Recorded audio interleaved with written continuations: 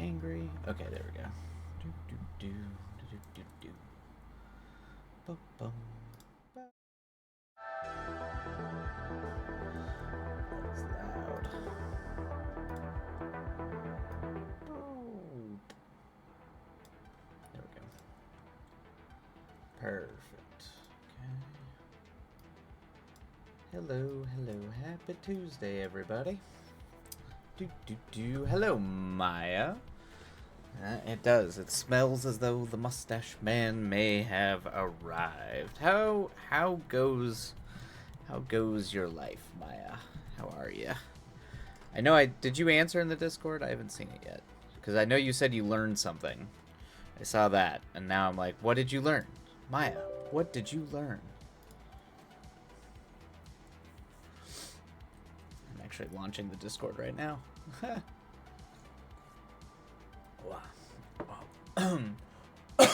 All right.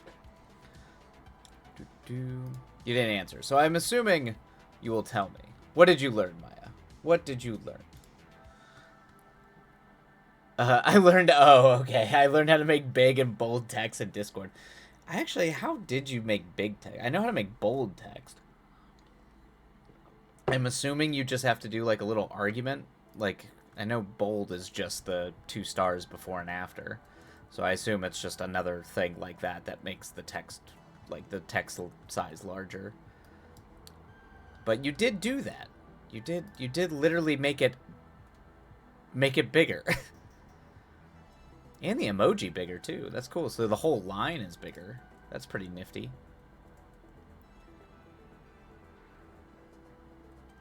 Okay, gotcha. Okay, so it is pound to do that.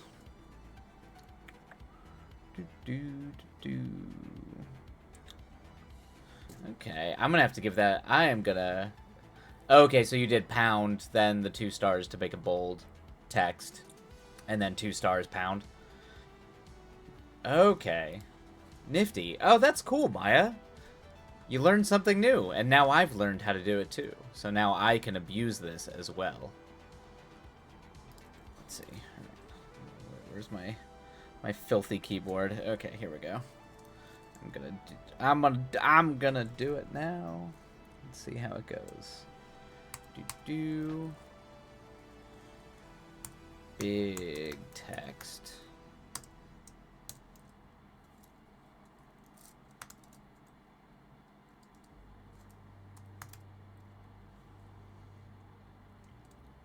Okay, and then star, and then pound. I'm very slow at coding. You have to be patient with me. Or commands. I've just... damn it. Okay, hold on. Let me see here. Oh, Maya, you hit your nano goal? Awesome.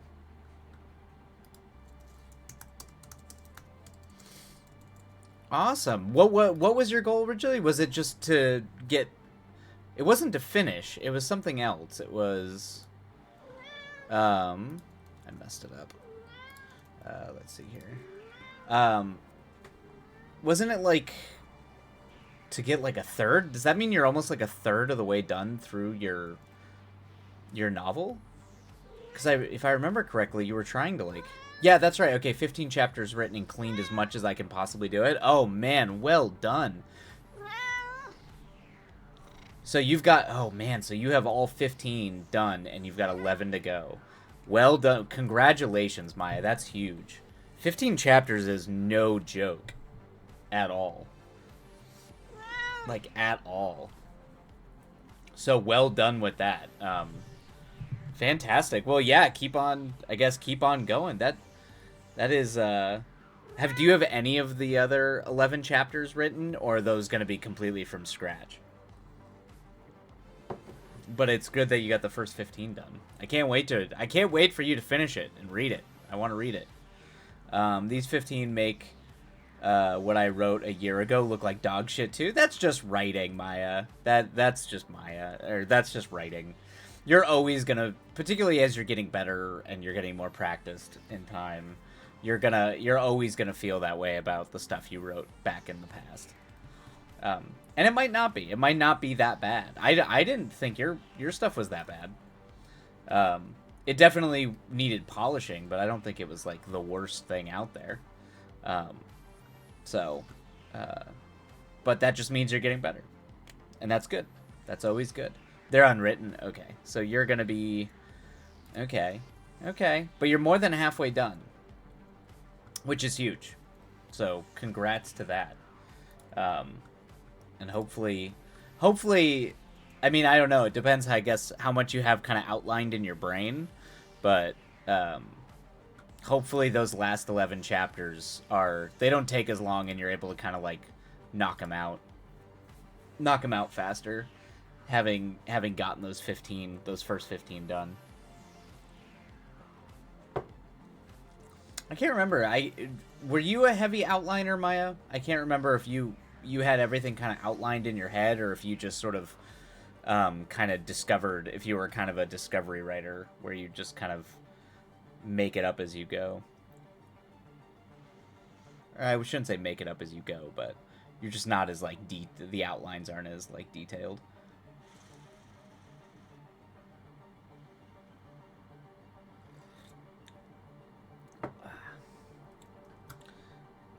Damn tea is too hot. Oh God, no. Oh God, no.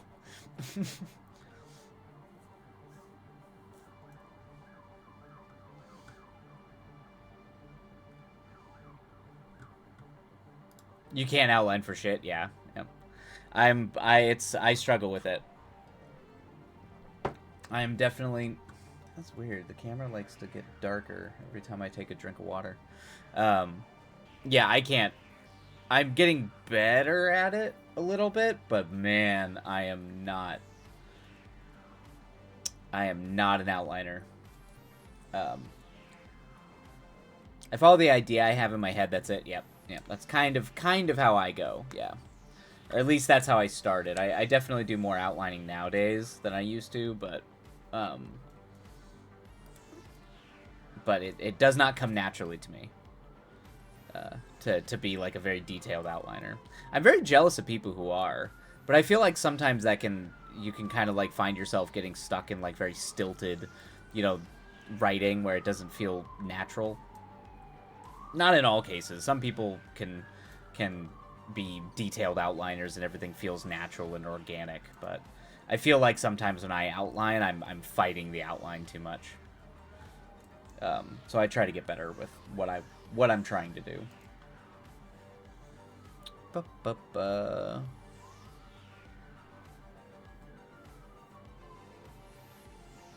do we have here? I did, however. You wrote a short 20-word outline for chapters 1 through 15 when I came around to cleaning and redoing stuff. So I had something vague to look at and understand what I needed to do. Yeah, so you had like an outline for your rewrite, essentially. Like essentially detailed notes that tell you. I do that too. I usually have like a breakdown of things I need to focus on and make sure that everything's kind of building towards when I go back and clean stuff up.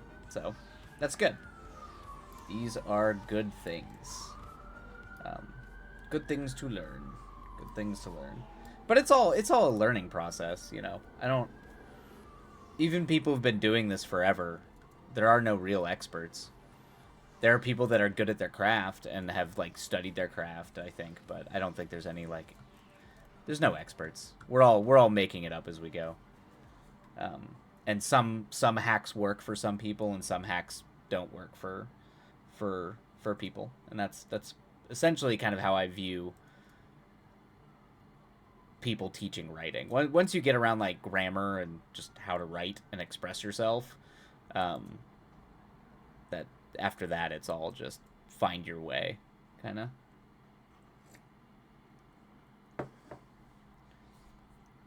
So I feel like how-to guides tend to kind of fail people a little bit.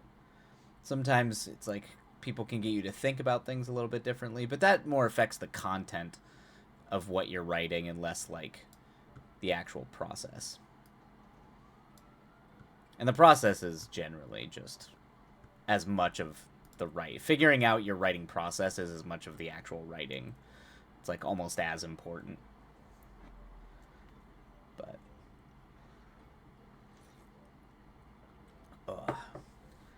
I will be doing very little writing today. Today is going to be catching up on reading and updating my D&D campaign, since I'm I'm running a D&D game for a bunch of dads and friends, so on Mondays. So I try to get all these things updated, so I don't forget what the hell I'm doing. You know the usual, forgetting NPC names, all that kind of crap. So it's gonna be a very chill day for me. Dad and D, exactly. Yep, yep. When you run a game for a bunch of dads, it's a dad and D. It's absolutely what it is. So it's I spent way too many hours today stuck in traffic to have like the energy to actually get a lot of writing done. So I'm just trying to take care of all the ancillary stuff, because I think I was stuck in traffic for close to 4 hours today. So I am brain fried, because for whatever reason, being stuck in stop and go traffic for that long fries my brain. It's like worse than work sometimes, or at least it feels like it. It feels like it's worse than like work. I don't know how Uber drivers and people who like drive for a living can do it, because it wears me out. Daddy and D, if you want to make it spicy. That would be Daddy and D. I feel like Daddy and D would be like a fantasy themed like adult store, you know, like essentially like a kink shop, but fantasy D&D themed kink shop, or just, I'm sure they actually already have those, but that's what I'm imagining now. Daddy just drive down the scuzzy downtown street where you see all the porn shops, and just sitting on the corner there is Daddy and D, and there's like, a bunch of like a bunch of just like scantily clad like elf men and women just standing outside. Or shall I say D and Daddy, because of the vocal, yes, because of the vocal insinuating. Yeah, I'd say D and Daddy definitely makes sense. That's way better. Yep. If you were gonna come up with a kink store, Daddy and D does still sound like it's like a shopping, like your local outlet. But D and Daddy definitely has like the nope. That is you are going to a kink store.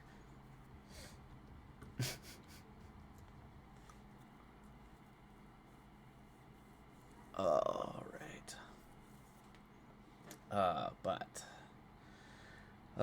So what's new with, so what else are you just gonna keep working on your story, Maya, or are you taking a break now that you hit your nano goal? How many days left are in nano? Like 2 days, right? I think it's like 30 days in November, right?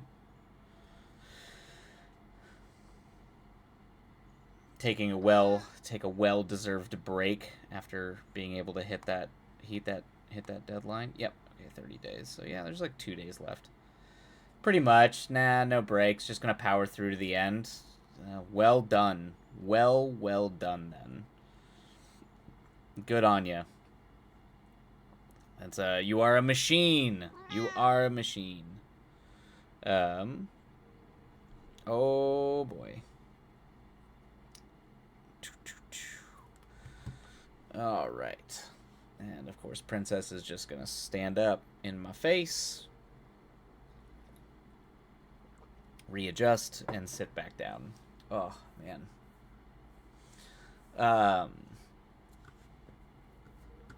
I finished Heavily Delusions, Maya, by the way. I really liked it. I'm actually gonna go back and rewatch it, I think. But I did finish. I meant to tell you that last time you were on.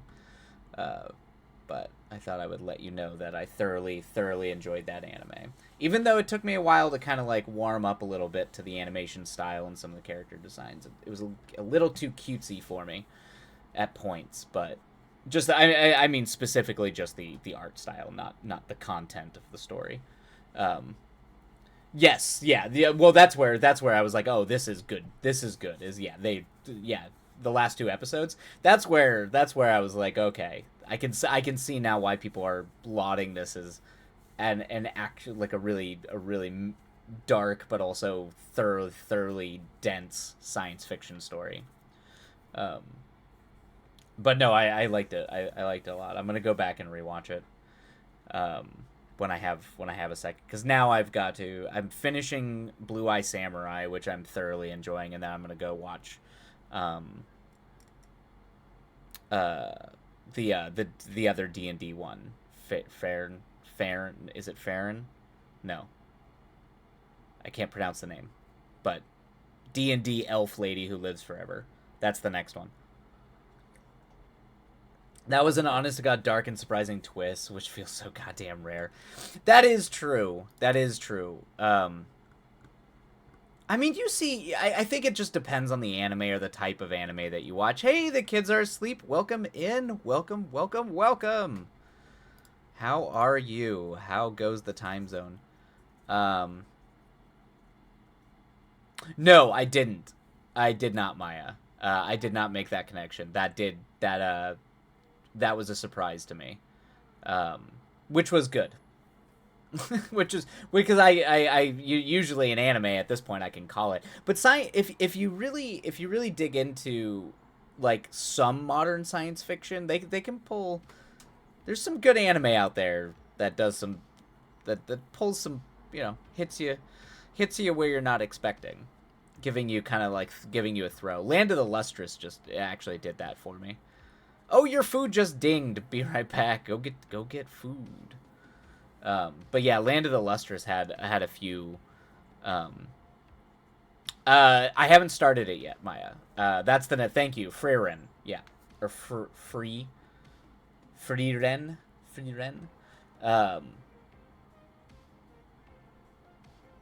but no, I haven't started that. I think because it's done, right? Or is it almost done? I know like the 12th episode just dropped. I'm behind on everything, but right now I'm finishing. Oh, it's not done. Okay, okay. Um, no, no, the reason is because I got caught up. So I cycle through streaming services if I use them. Oh, it has another 18 episodes to go. Oh, nice. So it's gonna be a full 26 episodes. Cool. Um, I Because I cycle through streaming services. I had Netflix for the month because I wanted to watch David Fincher's The Killer a few times. And there's a couple other things on Netflix that I needed to catch up on and go watch. Um, and I ended up getting hooked on Blue Eye Samurai, which is really, really, really fucking good. If anybody out there cares or is interested in like old school samurai yakuza stuff, but like with like top tier animation and design, Blue Eye Samurai fucking rocks. Blue Eye Samurai is a heavily adult 3D animated. It's like 3D animated the way that like Studio Orange or oh, what's that show that everybody likes? I don't watch it that much because I'm just not interested in that world. But it was that popular show that was on Netflix that had 3D animation. The animation was really well done. Um, oh, what the fuck is that show called? What is that show? I think it's based on like League of Legends, or not League of Legends. It's based on some video game. No, no, no, not Jujutsu Kaisen. Um, Thank you, Arcane. That's it. That's it. It's Arcane. Um, yeah, it's like it kind of like is the next step up from what they were doing animation wise with Arcane. But Blue Eye Samurai it's hard R. Like I mean hard R, like old school 1970s blood and guts and nudity samurai showdown stuff, but the story is really really good. And they're like hour long episodes, between 40 minutes and hour long episodes, and there's 8 of them. and it's legit cool. I mean, you can tell where they're pulling their influences from, because they straight up use the theme from Kill Bill at one point in it. So they're definitely pulling from. They're wearing their influences on their sleeve. But I would recommend, if that's your jam, I would definitely recommend Blue Eye Samurai. There is a lot of like very sudden and very explicit sexual nudity though at certain times, so don't not safe for work. Not safe for work if that's what you're doing. But I enjoy it quite a bit. So I'm doing that, and then after I'm done watching that show, I'm gonna watch Free Run. 28 episodes, got it. Oh wow, they're doing 28. That's an odd. The premiere was 2 hours, 4 episodes, got it. Then a full 24 season after that. Oh, so they almost kind of did like a movie episode breakout. Okay.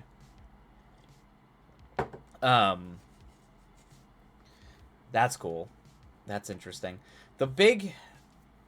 It's so funny, like how they break it down in Japan versus how they break it down here. The thing that I'm bummed that we don't have is the most recent battles, Starship Yamato, which I think is 2205, I think is what it's supposed to be, and just it is not coming out here. But they do the same thing where it's like movies and then episodes for a show. But it makes me very sad that they are just not not releasing that anime here on the West, and I don't know why, and it bums me out because it's a really good show. It's one of the best science fiction shows out there. But oh well. All right. Well, it looks like we've been shooting the shit for a little bit, so it might get time to dive into some sprints. But in the meantime, actually, I am gonna go ahead and. Oh, you're gonna do Bakano. Okay, awesome. I have heard people really love it. People love it. I mean, are you gonna read the light novel or watch the show?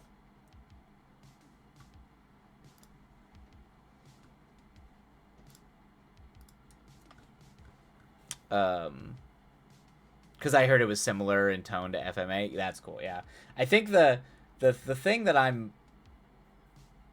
because I'm still trying to I do spend a lot of time watching older anime. It's how I reinforce the fact that I'm just an old grump. But I have never seen Project A-ko, and so that is going to be the next big show I dive into is Project A-ko, because everybody I know who watches old anime swears by that show. So it's time. It's time for me to finally buckle up and watch that show. You're gonna watch the show, okay? Gotcha. I hate reading. You bought the Mushoku Tensei's audiobooks, and it took me a month to finish the first one. Oh man. Okay. All right. That's I have a hard time with audiobooks. If I'm driving, I can't do audio narrative. I can do nonfiction books, like research heavy books or history. I do a lot of history books when I'm driving, but I can't do fiction in audiobook form. I don't know why. I have to read fiction. I have to be able to actually read it, see the page, see the words, and kind of how the language works. I don't know why. Yeah, I think it's because with history books, it's almost like I'm listening to a lecture. So it back in college, maybe I'm just more trained to be able to listen to a lecture. So if the book sounds like a lecture, I can register that a lot easier. I don't know. I found that the show or Mushoku Tensei absolutely killed the character. Yeah, you had mentioned that last time, Maya, that the show really, really killed a bunch of the characters based on the book. Yeah, didn't you? Or was that a different show you were talking about? I thought you were talking about particularly the dad. Didn't you say they the father? They turned the father into who had a really, really kind of dark backstory and was not a kind of a monster of a character, but he had more depth in the book, and they just kind of cartoonified him in the show. Was that for Mushoku? Was that for Tensei? I thought it was. Yeah, okay, yeah. You did mention that last time. Yeah, you had talked about it.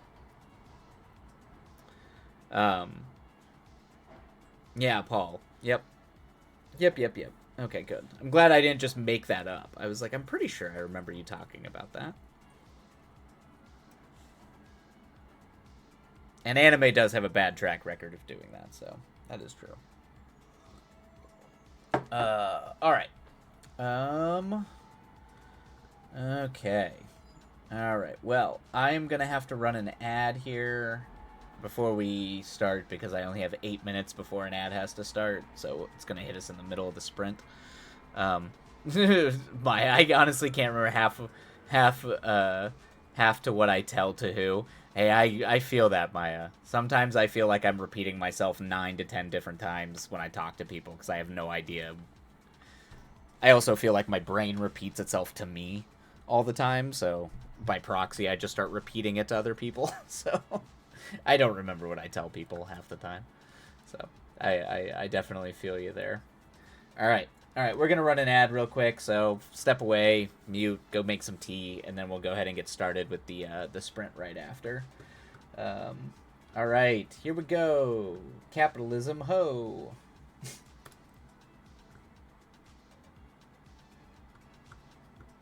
And it's just going to sit there. There we go. Ads! Oh, the ads! All right. Oh, I'm like already halfway through my water and my tea. No, that's fine. What are we at here? Okay.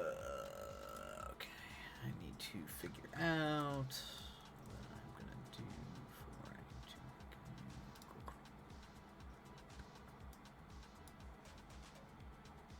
Ba ba ba ba ba ba ba ba ba.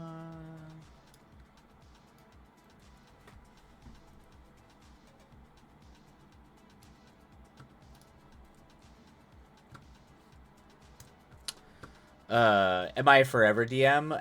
Yes, Maya, I am a forever DM. I am absolutely that. I don't mind it. I do like to play. Baldur's Gate has made that a lot easier on me because I mean that game functions. My game, that the way those games work. I mean the same thing with the first two Baldur's Gates or Planescape, which are based on second edition D&D. It's the same rule set, functions the same for the most part, and the immersion is so good that that it kind of it's okay. It's fine. I don't mind being the storyteller and running. The only time it like starts to wear on me is where I feel like I'm like an adult trying to wrangle the children. That's the only time where it like I don't mind people getting up to shenanigans, but sometimes it becomes just everybody starts wanting to do shenanigans. And I'm just like, yeah, yes, my babysitter sessions. That is 100% the truth. And you're just like, come on. Come on, man. They each and every one of them wants to have their own little bit with a bartender, and you're just like, no bartender. Like, at that point, it's starting to ruin the immersion, because no bartender would sit there and let 4 people start doing shenanigans to them. They'd be like, no, like get the fuck out of here.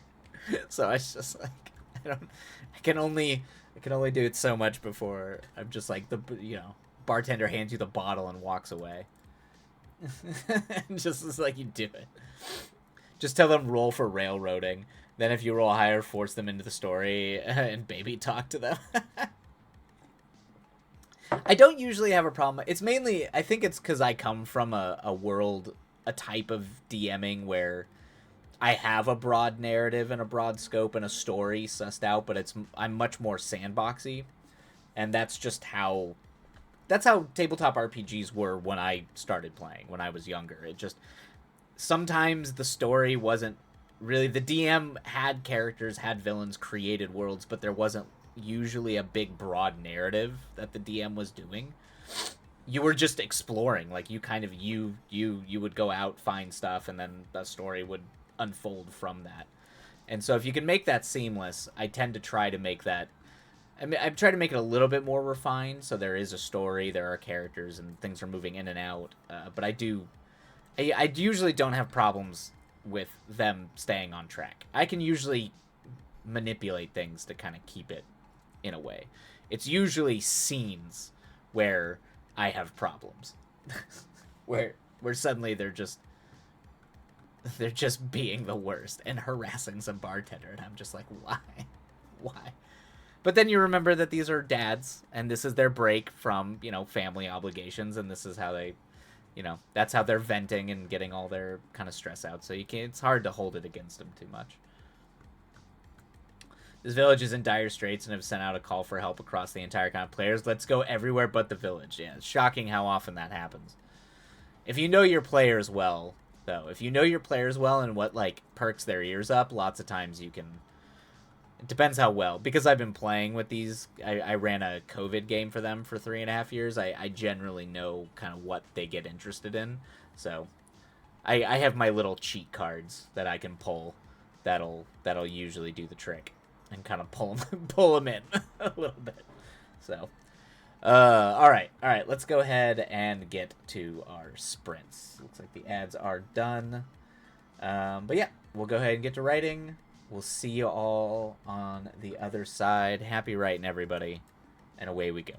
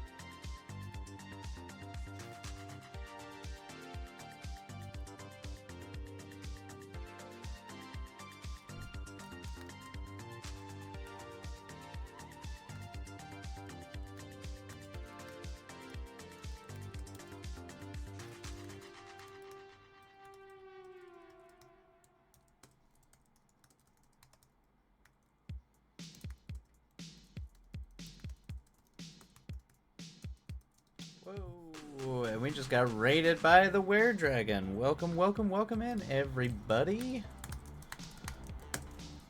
Let me shout you out really quick. If you don't follow the Weredragon already, you absolutely should. They are an utter delight. Welcome, welcome, welcome. It is going well. Just working on D&D session prep. So just doing light stuff today. No novel writing. I run a D&D. I run a group for a bunch of dads. So I'm doing just some D&D stuff. Just doing session prep, all that kind of stuff. So, but how did the stream go? Hopefully it went well.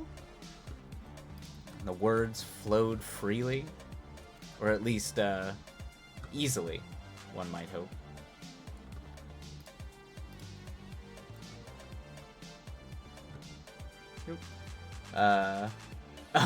Yeah. Luckily, none of my players, they're all dads. None of them are on Twitch, so they're all. And if they were, better be responsible. But I can imagine, yeah, if you knew your players, they would absolutely spy on session prep. The words came out really well. Fantastic. Great. That's good. It was a scene I was looking forward to write. That's the best. Those are the best. Scenes where the ones you're excited about, and it all works together. It magically coalesces. Ah, great, Weredragon. You're almost there. Almost there. The kids are asleep. Welcome back. We're in the middle of our writing sprint, but we just got raided by the Weredragon. Just 2k words away from their nano objective, which is huge. Hopefully I'll be able to finish this one day before the end. Fingers crossed. 2k, you're close. You're so close. You've got it. You've got it. You've got time, and you've got it. So, I believe in you. But yes, of course. All right, I'm gonna go ahead and shut the mic off just so I don't babble too much while everyone is still focusing. But we will chat again in about 10 minutes when the sprint is up. But yes, congrats, Weredragon, you're almost there.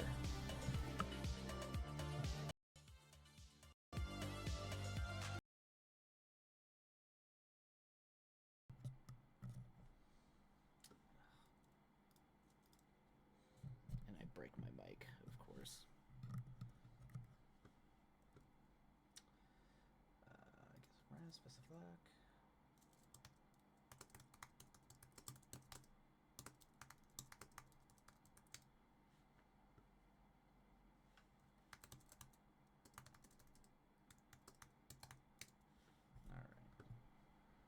Okay.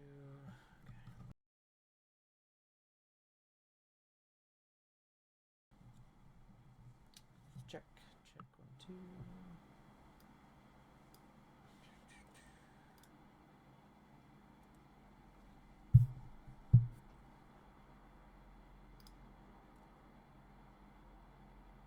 Check. There we go. Okay. Sorry about that.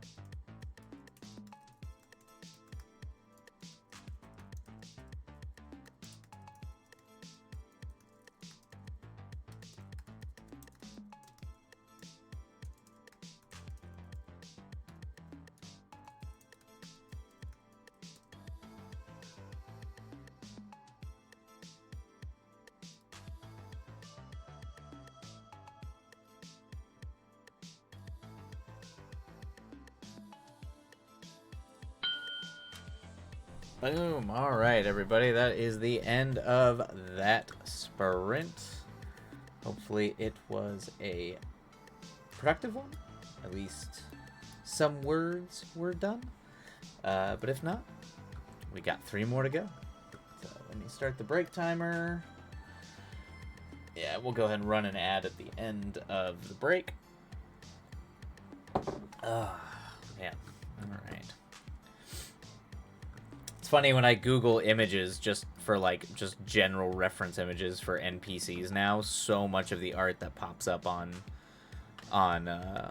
Google is like AI generated art, which makes sense. I assume most, using it for just general D&D game art makes sense that people use it for AI. But sometimes you get an image like that and it's just the eyes are all like that one dwarf picture I got. The eyes were just looking in crazy directions. It's kind of funny. Oh, gotta love it. Let's see. Putting an outline together, so words, ideas, much starting into staring into space. That's when you stare into space. The kids are asleep. That's when it is. AI stuff is proliferating like a bad virus. I know. It's like I just need reference images. That's it. Like usually you can find this stuff from books or anything like that. But yeah, it's like and a lot of it's like bad AI art too. It's like really bad. Hello, Emperor Finland. Welcome in. Welcome in. How are you? Hopefully the words are treating you well. Yes, it won't be stopped. If you want to keep it as is, it means the computer hardware development would have to stop permanently. Oh, gotcha. Yeah, you're talking about AI. Yeah. Yep. I just, I don't mind if people just use it for, reference stuff. They just want to use it to do, a reference thing. But now that it's everywhere, if I'm trying to find images, particularly if I'm just looking for, old fantasy art, actual art, that's just on, public domain stuff. It's just, nope, can't find it. It's just weird AI stuff. So it's all, weirdly synthetically smooth and strange and weird. I don't know. Like DeviantArt. That's what DeviantArt's for. You go on DeviantArt to find weird fantasy art that you can use as reference for your D&D games. Since AI is powered by hardware and it gets better the more numbers it can crunch. Yeah. The AI Borg will consume us all. Yeah, it's just people are gonna keep feeding the beast. And of course, and it's not even good. So much AI art is just not good either. I just whatever. It bums me out. It's a drag. I wish it would go away, but it won't.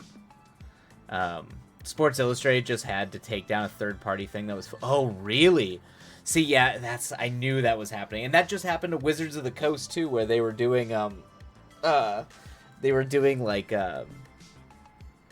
what was it? It was in one of their books where it was actually used by one of the artists. One of the artists used AI art, or an AI filter or something on their art, for it, which is super weird. I also don't know why you would do that. It seems like it would just mess up what you were drawing anyway, so I'm not sure why you would do that. But yeah, it causes a whole because then it's okay, well, artists are using this now, and AI tools exist, particularly for me in the film world. AI tools have existed for a while, particularly image extrapolation. So it actually works really well for limb removal.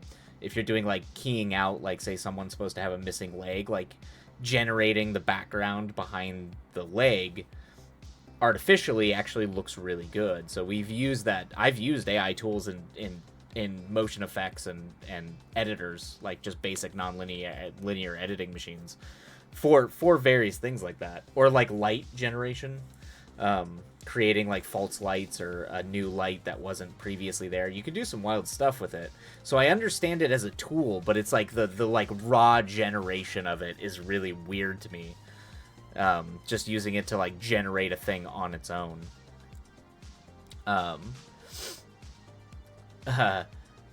You'll be so the Matrix is coming. Oh geez. Well, my Magic the Gathering work was not I'm assuming that's Magic the Gathering work was not AI generated. Oh wow, you did work for Magic the Gathering. The kids are asleep. That's huge. That's they're famous for their art. That's fantastic. Or the card art. That's big time art. That's cool as shit. Oh, you wrote a story. Oh, yeah. That's still cool as hell. That is still super rad. Um, um, no, you wrote story. That's cool. That's super cool. Kids Are Asleep that you got to write. That you wrote a Magic the Gathering story. Yeah, I would hope so. I can't even imagine like writing. I mean, AI generate. I mean, we've been particularly in like the screenwriting circles. People have been playing with that stuff for a while. Some of it, I don't think any of it's good. Some of it's good at like, you could read it and it seems like something like super boring that you would see come across your desk that just seems kind of crappy. And you're like, all right, nothing special about that. It can like pass, but it's not like interesting or good because voice is so specific to writing. It's still not. I mean, I'm sure it will be eventually, and we'll have to destroy it, and we'll go to war with the machines. But you know, I still just don't think it's like, I don't know. I also just principally, art is an expression of being human, so art created by a machine just lacks all interest to me. The craziest thing is that runs on consumer hardware now. Yeah, I mean, hey, it runs on. I mean, you can use it. I mean, it's in everything from Photoshop to After Effects. It's been there for a while. It's only 5-10 years of being really good. Yeah, the improvement with 1 year has been staggering. Yeah, it's arcing up big time. It's going to be integrated to some degree, but they're going to have to we're going to have to reckon with some pretty big things as a society when it comes to AI. Particularly with things that have to do with scams, fraud. We're coming to a reckoning that we will have to see how society handles it outside of just obviously the strikes in the entertainment industry, but it will. Let's see. Appeal to the future is not the best argument for AI, alas. That it might someday be awesome doesn't mean it isn't a train wreck now. Yeah, and I just don't know if it's a good idea in general. It's like social media. I just don't think social media is good for us. I just don't think our brains work that way. And I don't foresee it being good. In any capacity. I just don't. Even like independent of like capitalistic exploitation of social media, so like proliferation of advertising using algorithms to try to dictate better ads. I actually think as it is designed is bad for us. It's just it's designed to hack the human brain in a way that is unhealthy fundamentally to the human mind, the way we process and subconsciously extrapolate information. And I have a feeling AI is going to be similar in that way. Emperor, I will use it to empower myself, to empower other humans. Use the technology, but that's the very cyberpunk, I'm going to augment myself to empower my own humanity. But then what remains of being human? What remains at that point, at that final threshold? At what point are you no longer human? It's actually interesting. The transhumanism argument for AI is actually one of the core thematic elements of Baldur's Gate 3, and Baldur's Gate 3 asks that very question, but in like a fantasy setting, and it asks a legitimate question about at what point can you transhumanize yourself into the point where you're no longer human. I don't know. It's interesting. I've seen a lot of transhumanist themes going on recently in media. It's definitely on everybody's mind. Let's see here. I wish we would reckon now. I agree the kids are asleep. I really do wish. I 100%. I mean, we literally just went on strike for 5 months over it. Like, yes, I wish we would reckon with all this shit right now. We just aren't. And it sucks that we're not. Instead of like leading with gas, exactly. Yeah, we're just like dropping kerosene and everyone's walking around with matches. We're just waiting for it to explode. Where people get poisoned for years first. Exactly. Now's a good time to set up rules and regulations and manage things so it can be used ethically. I agree. I fundamentally agree. And we tried, but unfortunately, like there's so much that labor unions can do. there's so much of it that's going to have to be hashed out in like a broader federal, I mean, not even just legal, cultural, legal way of handling it, to try to lay down some sort of groundwork for us to be able to like function, you know. All right, break has ended and an ad is starting soon, so go make some tea, get a drink. I cannot stop this ad. It is just happening. It is taking control away from me. I have, as the machines have taken power, and as a human, I have lost all control. Yes, I mean, I'm just a sack of meat and crooked bones, for sure. How else am I supposed to become immortal? Yeah, through AI. What a weird thing that would be. Odds are sadly that we'll just go full Uber Airbnb with it, and stuff will happen illegally until it's too ubiquitous to stop. The kids are asleep. You are speaking to the pessimist in me, or the cynicist in me, and I think you are correct. If history has shown us at all, particularly just reinforced with the pandemic and everything, I think you are right, and that is why I will probably be living in the mountains like a crazy person.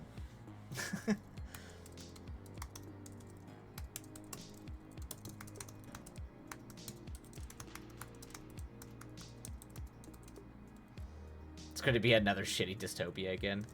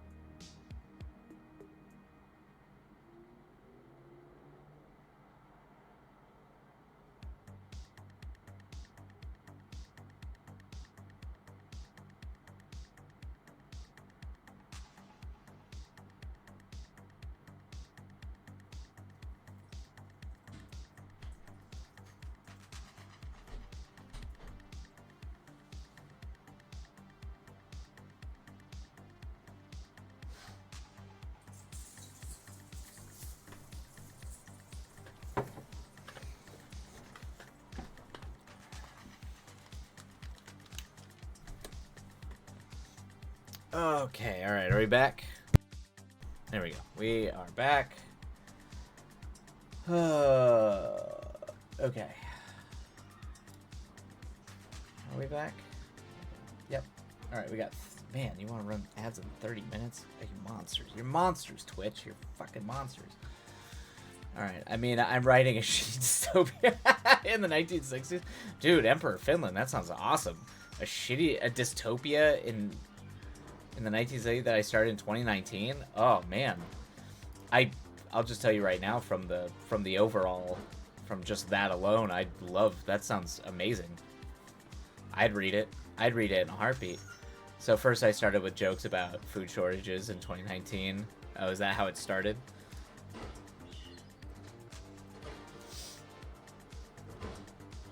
But I mean, the 60s were already kind of dystopic, but also we had like the best music ever launching at that period, and also one of the best periods in cinema. So I so just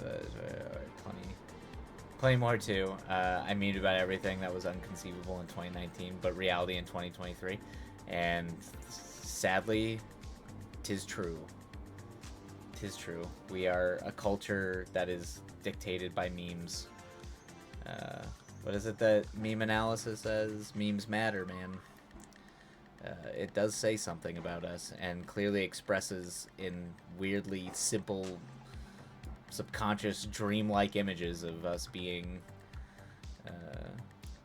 collectively losing our minds. Smirchin says, I mean, you could have munched on some rusted steel armor plate in the tank we saw today. That would have given you plenty of iron, since my memory of the iron supplements were under shortage again. That's good. That's good. All right, everybody. We're going to go ahead and get started on the next sprint. So I'm going to go ahead and start the timer, and we will see you on the other side. Happy writing, everybody. And away we go.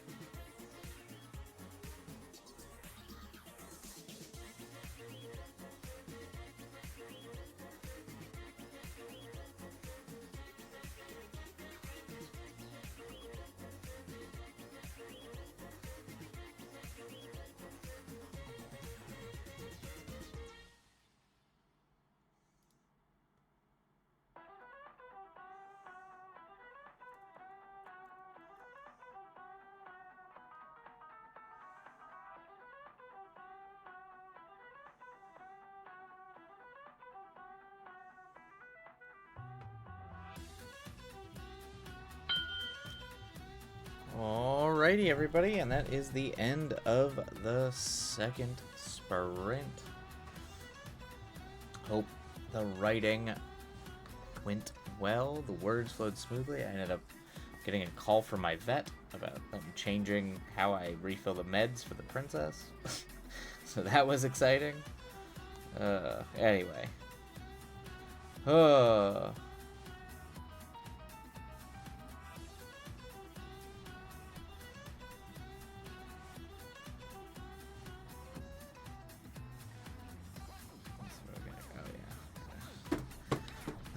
Vets. The kids are asleep, right? Yeah, I know. Yeah, I just need to make sure that apparently now I have to... I guess it saves me having to go into the vet to refill her meds, but now I have to do this whole thing where they essentially say the prescription's still active, and then I talk to this company and they ship me the meds now. So, I guess that's how they're doing it. Which is fine. You know, it actually makes the vet part easier, because my vet is always swamped, but at the same time, it's just, you know... Oh no, kids! I had to take one of my cats in 3 times since Saturday. She's better, but anxiety? No kidding. Oh my god. Yeah, the worst thing in the world, because that can get expensive too, when you're just freaking out about, you know, they're doing something weird, or they're freaking out, and you're not sure what's wrong with them, and they can't communicate with you what's wrong with them, or they can try, but, you know, not effectively. And so, you know, and you're worried that the vet's just trying to, like, get you in and get you out, and are they actually listening to what the issue is? Yeah, it's the worst. I've done... The princess had to go to the ER once. She had to go to the ER once when I was out of the country, which I felt really bad for my roommate at the time. And then I had my other boy, actually just last year, had to go to the ER. Yeah. Yeah, that was bad. I was on a boat. Oh, you got ads. Oh, yep, the ads are starting. Ah.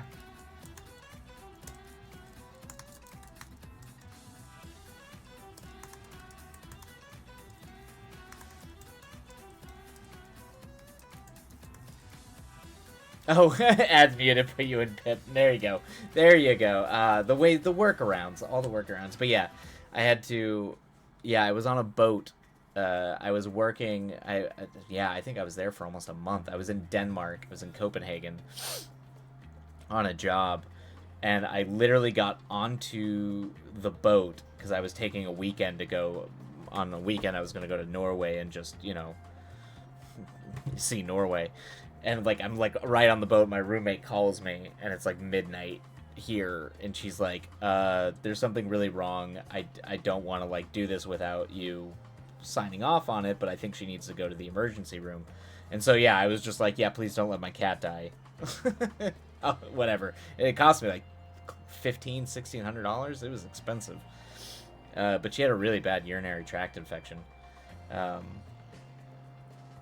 really bad one. I'm pretty sure like she was like falling over, had a fever, I guess. Like it was bad, real bad.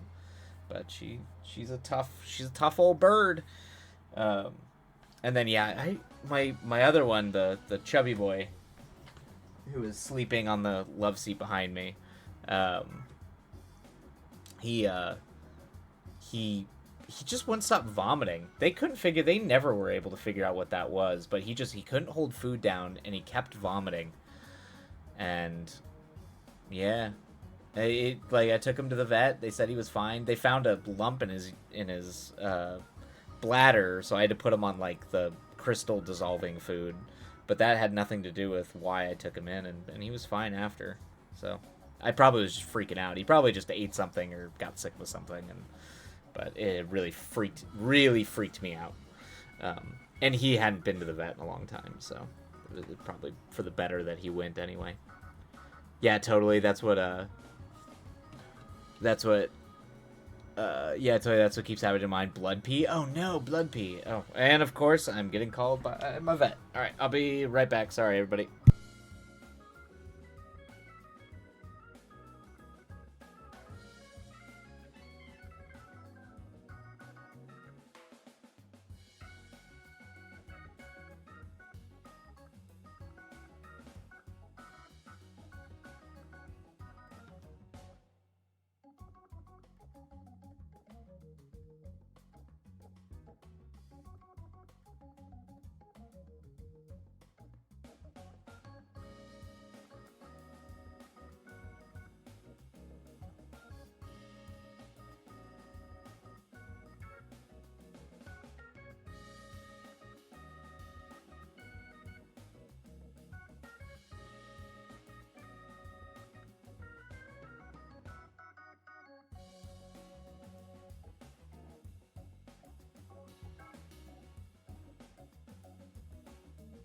Okay, alright. Sorry about that, everybody. I am back. But that's what keeps happening. Blood, pee, mine had vomiting. That was kidney stuff. Oh, okay, yeah. Ugh. Yeah, blood in the pee. One of my friends just got done dealing with that. With her cat having a lot of blood in the pee. And she had just gotten back from the vet. And I think, you know, cause sometimes it's like it's not like actually anything really dangerous. It's just inflammation and irritated. The urethra is irritated. So it's like fine. But there's something disconcerting about the vet being like, no, it's fine. And you're like, no, you don't understand. There's a ton of blood when the cat's peeing. It's freaking me out. And they're like, no, it's fine. Don't worry.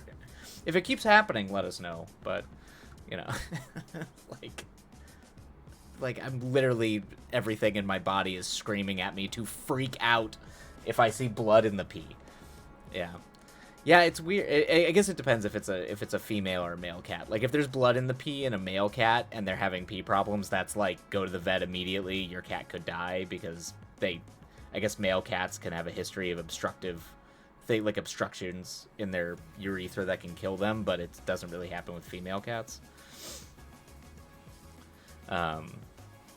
Oh my god, lol, no, yeah, exactly. Yeah, mine was clearly in pain. Okay, yeah, if the cat's clearly in pain and having problems, then yeah, you gotta go to the vet immediately.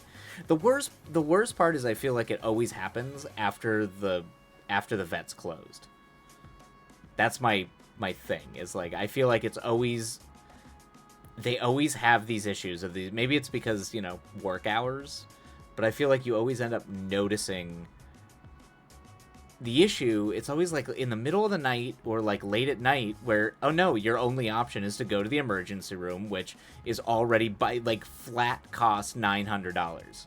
Like just a flat cost to get in there is $900, and then like, you know, to run whatever things they need to run.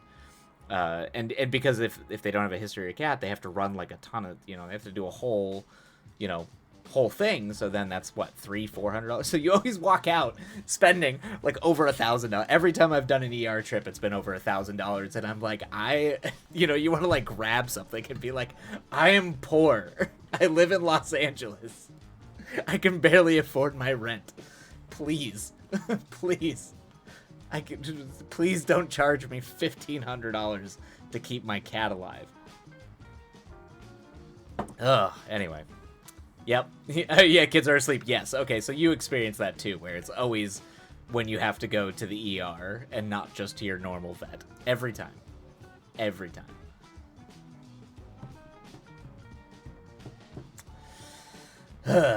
Oh, I forgot to turn the break timer on. Of course I did. Whoops. Yeah, Saturday at 10 p.m. Like, come on, baby. Exactly. Yeah, that's very true.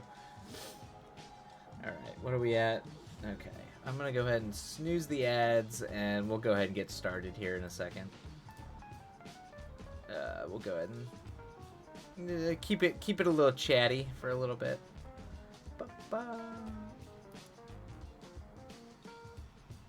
There we go. Keep it at.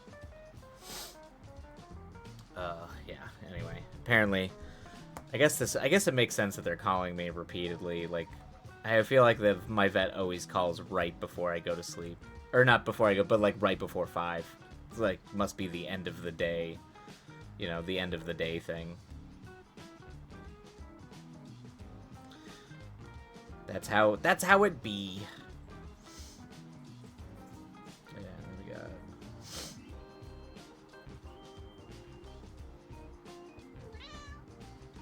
Oh, and here's Princess. Hello, Princess.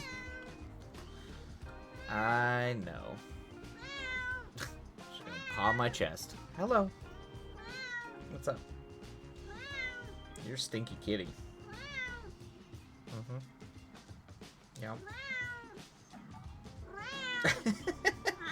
she just beats me. Beats my chest. That's what she does. Fussy old lady. If only you understood how expensive you are. I know. You don't care.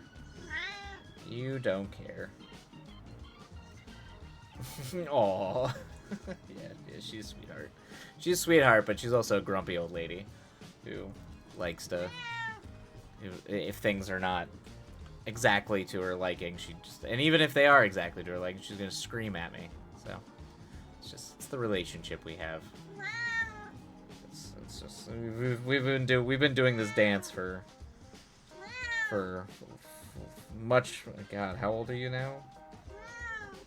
Oh, 9, I think, is when I got you. It's been a while.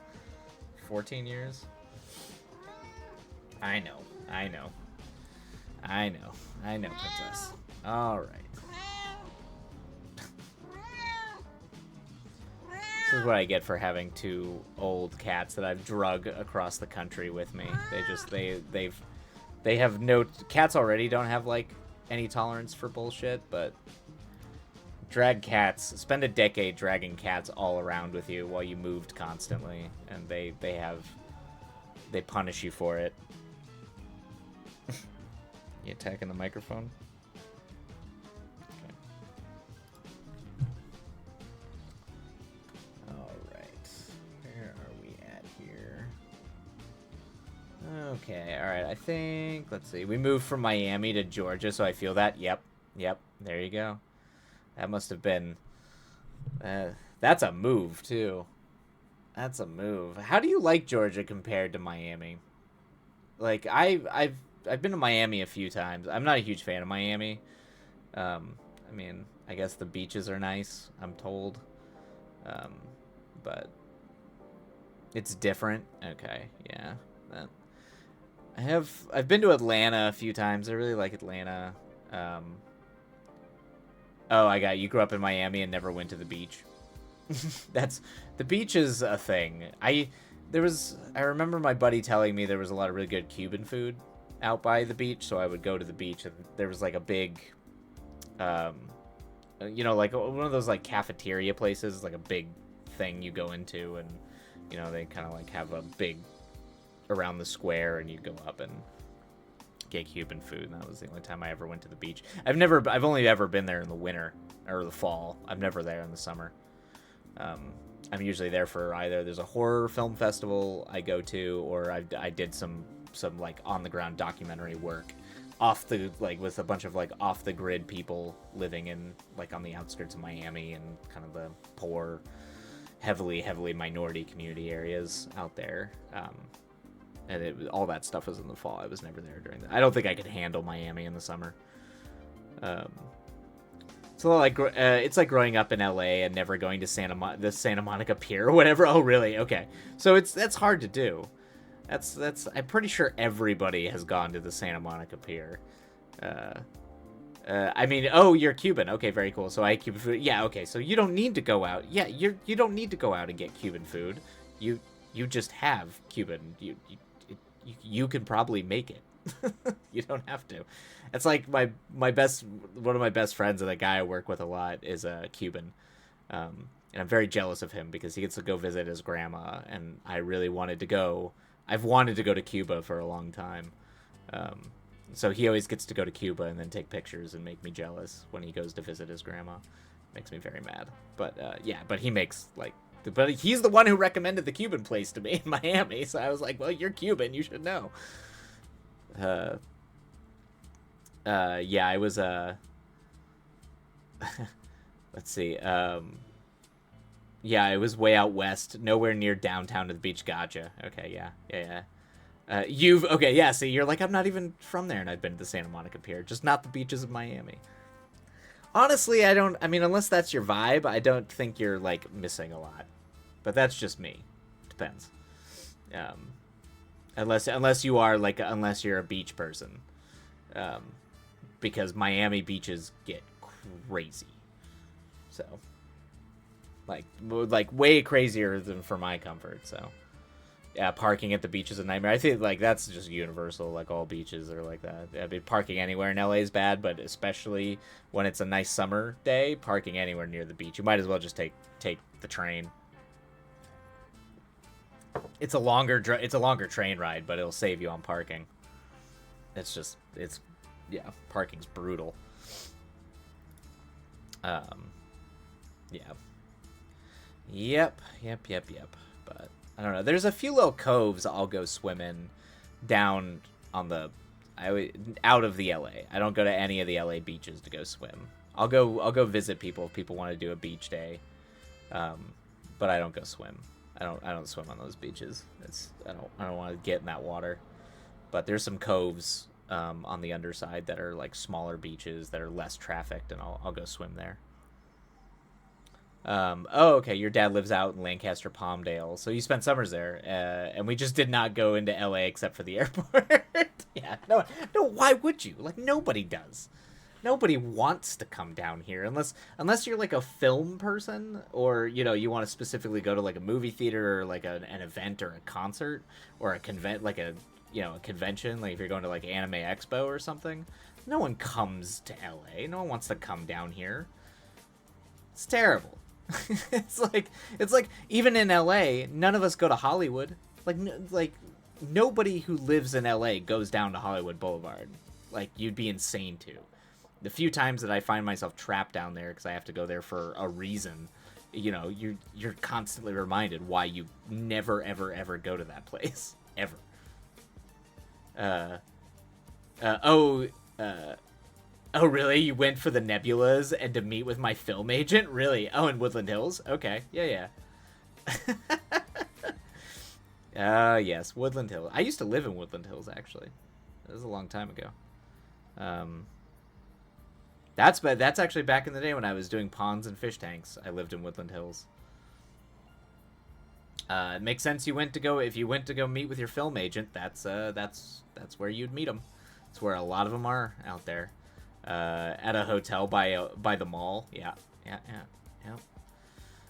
I hated Woodland Hills. I hated it with a passion. I just don't like the valley.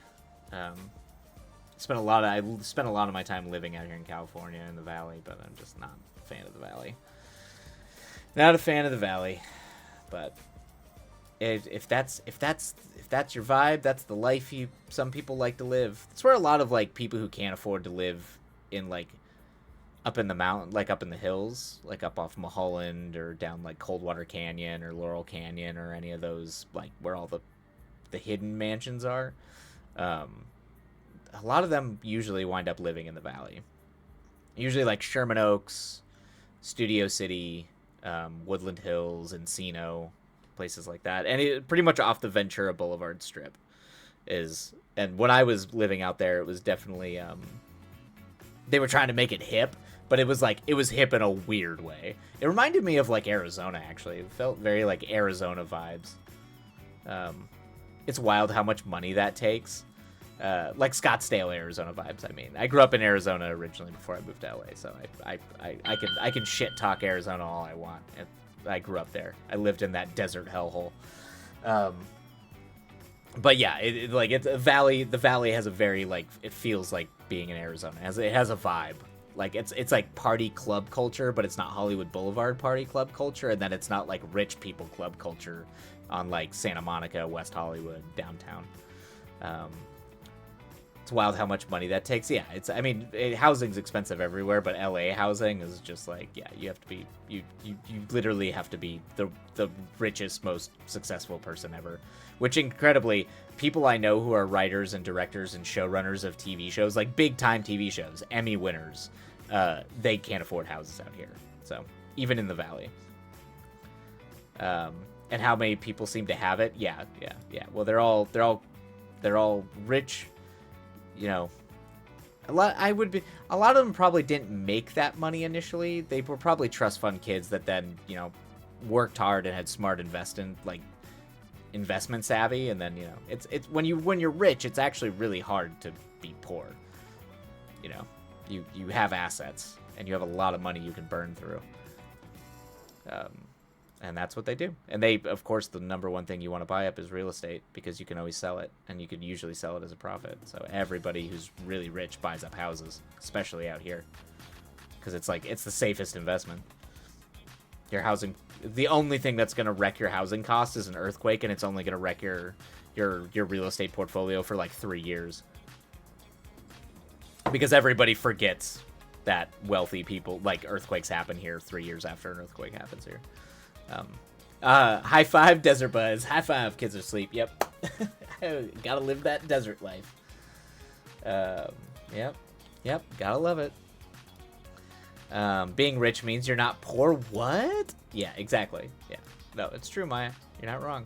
All right, we should get to work. I've babbled long enough about my. I can complain all day and every day about LA and all those wondrous things. But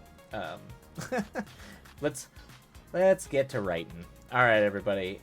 Hope it is a productive sprint. We'll see you on the other side. Happy writing.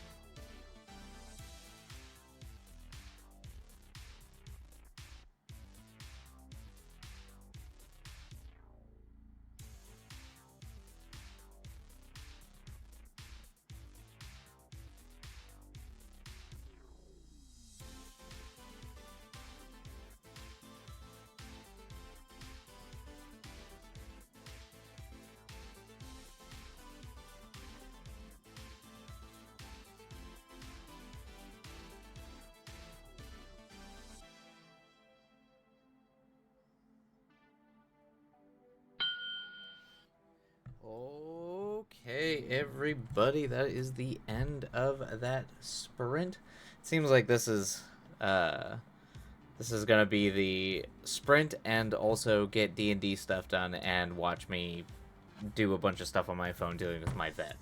So handling veterinarian stuff. It's fine. It's fine. They just now I have to like make an account and do all this stuff for the new pharmacy or whatever it is. Anyway, hopefully it was a delightful sprint for everybody. Life with Lex. Oh no, the kids are good. Yeah, they're fine. It seems like they're changing the way that I pick up the meds for the princess. She's been on meds for years, for like 6 years now. And they're changing over to where now I don't go through my vet. I guess I go directly through this pharmacy now. So I was like, so they've been calling me, telling me how to like do the whole new process, but it's a whole they're changing everything. So now I have to deal with it to get her meds refilled. So no, the kitties are healthy. Yeah, that one's sleeping back there. The big boy's back there, and she's passed out on the floor over there. So they're all good. How are you, Life with Lex? How goes the time zone? How goes the cramming? You got apple cider and rum. Seems like you are about to have an absolutely wonderful, wonderful evening. All right, we're gonna go ahead and run the ads real quick while we do this last break. So for everybody out there, feel free to go make tea, get a drink, do something to dodge the capitalism. And we'll see you back here about a minute and a half, 2 minutes, however long the ads take to run. Boop. Oh, you must get ready for stream. Oh, the kids are asleep. Of course. Thank you. Have a wonderful, wonderful stream. I might try to pop in and say hello. But if I don't, have a delightful stream.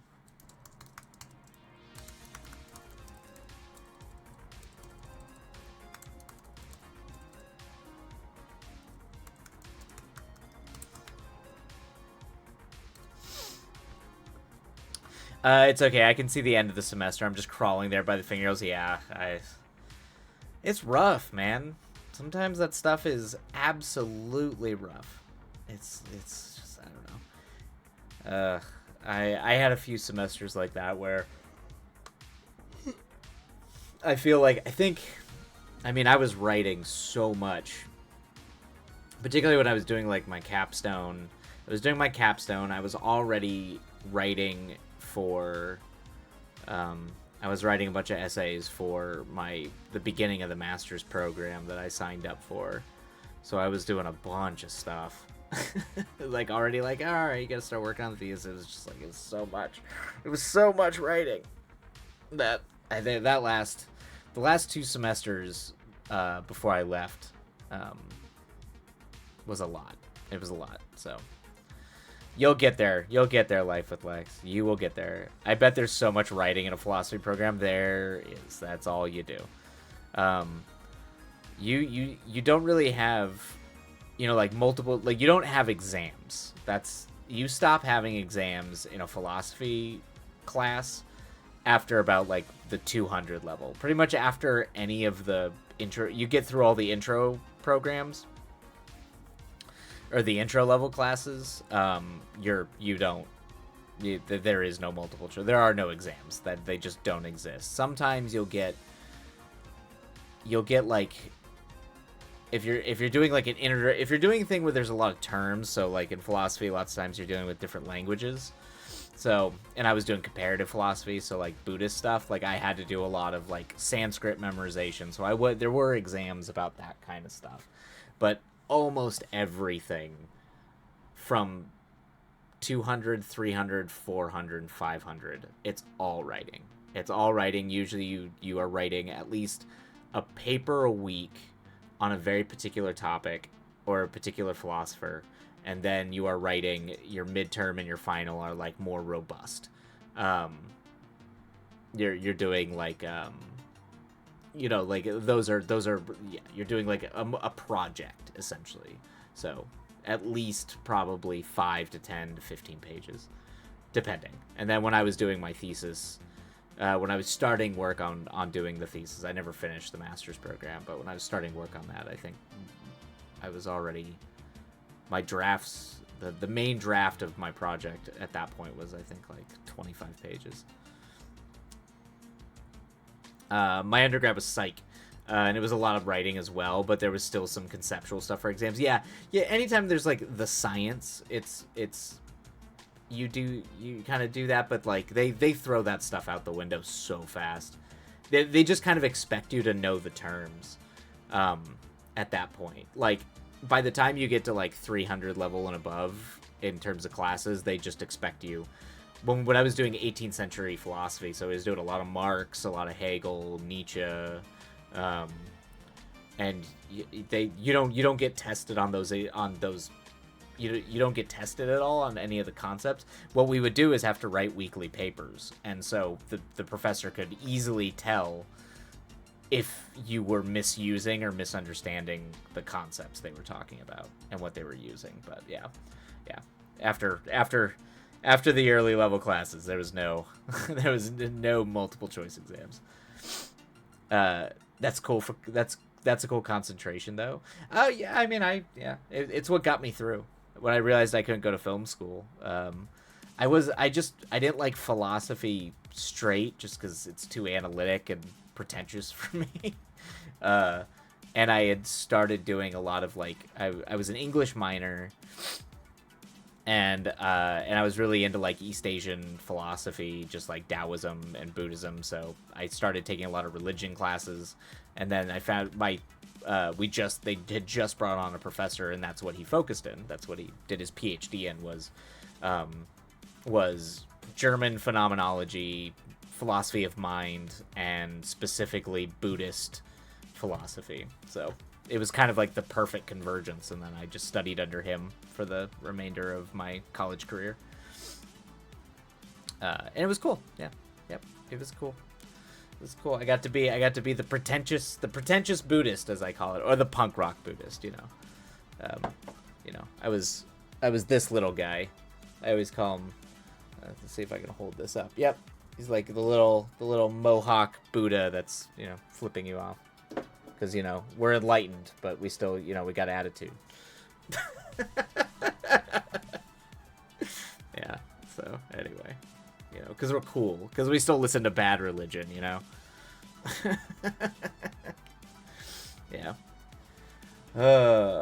Yes. Anywho. Alright, looks like... Alright, ads are done. That's good. Exactly. Enlighten sass. That's a great way to put it, Life with Lex. Boom, boom. Enlighten and sass.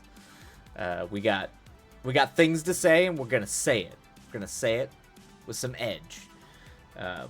All right. I am gonna go refill my water, and then we will. Oh, we still got 3 minutes left on the break, but let me. Oh man, I'm gonna have to do some ad work here. Hell yeah. Yeah, that's right. Punk rock, but also escape suffering and samsara. But, like, fuck the man. Okay, I'll be back.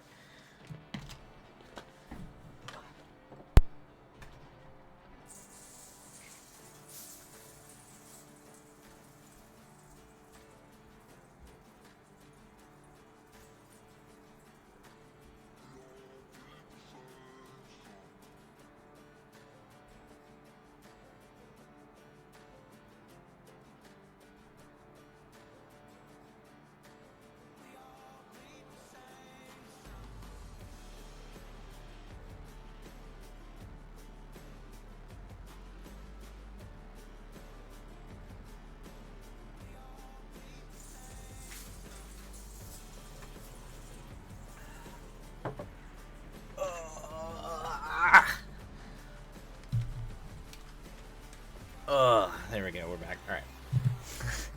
Hydration waits for no timer. Exactly. It's just like, nope. Must hydrate. I was gonna try. It's already very dark outside. I was gonna try to go jog before I make dinner, just because I've been a total bum the past few days. But I'm also getting very hungry. I have cookies here, which I should not be eating. So, we'll see. The crisis of adulthood. Does one eat the cookie? Does one go for the jog before they cook dinner? Or do they just cook dinner and then play video games? Which is probably what I'm going to do tonight, because I'm very sleepy. They say you got to carb up for runs. That's true. That's true. Because I have a hard time, it's really hard for me to exercise when like, right after I eat. Or even for, like, a decent amount of time after I eat. I usually am the opposite, where I do all the workouts and then I eat immediately after. I don't know. For whatever reason, even if I work out, like, an hour and a half, 2 hours after I've eaten, it still makes me feel like I want to throw up. I don't know. It's just the way it is. So for whatever reason, I just, yeah. But maybe I'll have to... If I carb up, I'm not gonna go run. That's the thing.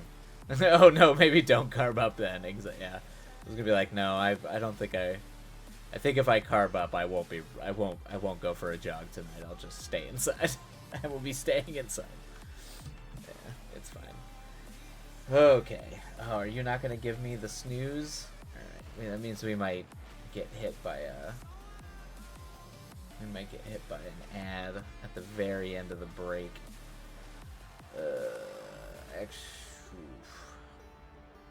Yeah, we'll see if I can delay the ad. If I can, I mean, this is the last sprint anyway, so. Alrighty, everybody. This is the last sprint. I think we are good to go. Oh, and the princess is gonna hop up. Come on. Come here. Come on. I know. Come on. There you go. Alright, princess is here for the last sprint, and away we go. Happy writing, everybody. And we'll see ya on the other side. Gang's all here, and we're good to go. Let us get that cram study going while I just play in Fantasyland. Alright, happy writing, everybody.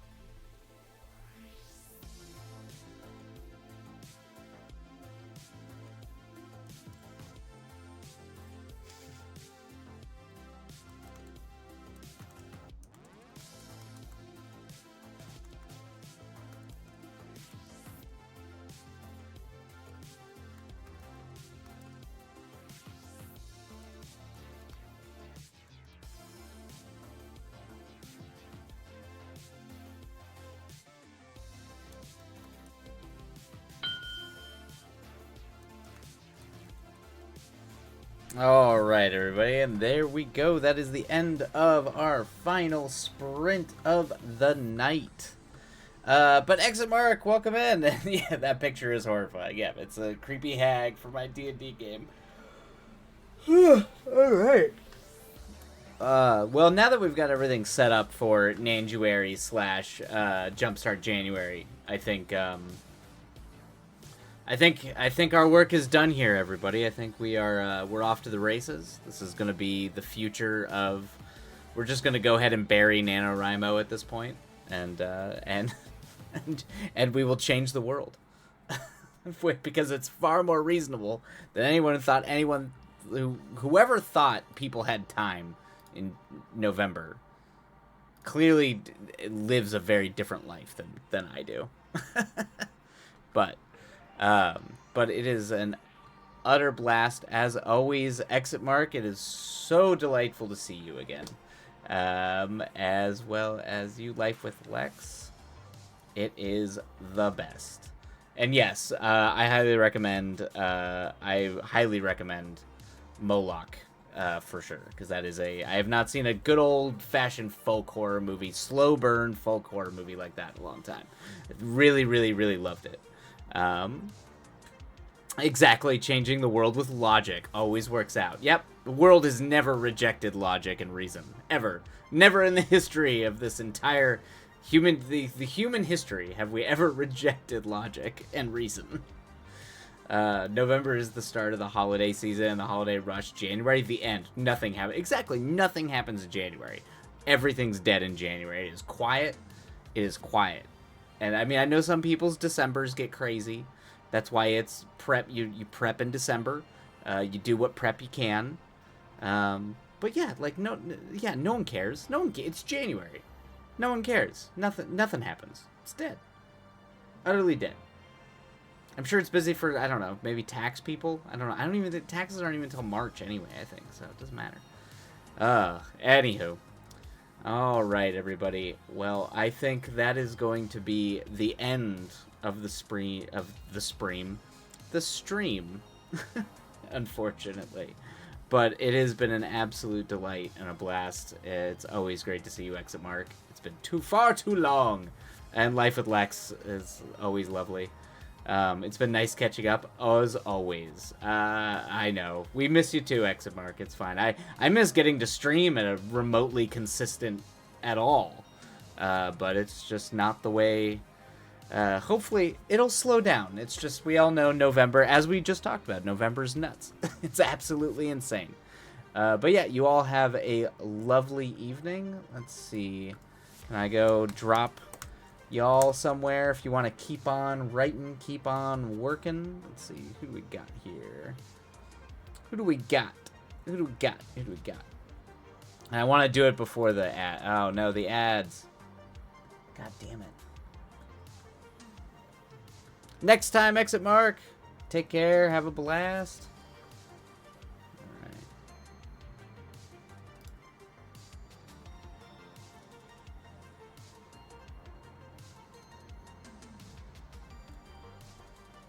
Yeah, we'll just go talk to Oracle of Dusk.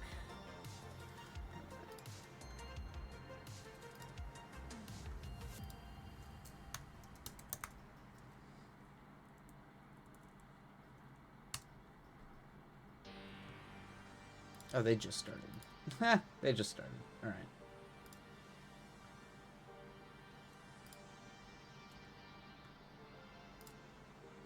Adios, everybody. Till next time. We will. Oh, no. Whoops. No. There we go. Watch me mess it up over and over again.